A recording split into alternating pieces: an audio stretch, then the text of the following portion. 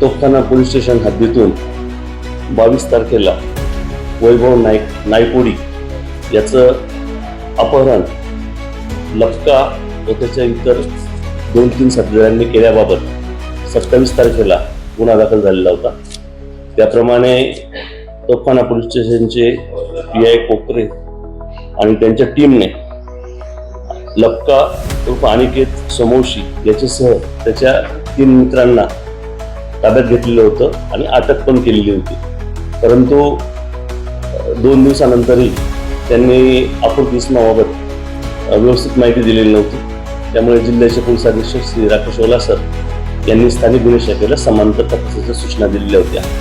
त्याप्रमाणे स्थानिक गुन्हे शाखेचे PSI वाघ आणि स्वतः आरोपींचं इंटरोगेशन केलं असता सदर आरोपितांनी त्यांचे इतर 5 साथीदार यांच्या मदतीने वैभव नायकोडी याला मारहाण करून त्याचा खून केल्याबाबत व त्याचा मृतदेह हा केतकाई परिसरामध्ये जाळून टाकल्याबाबत प्राथमिक माहिती दिलेली आहे.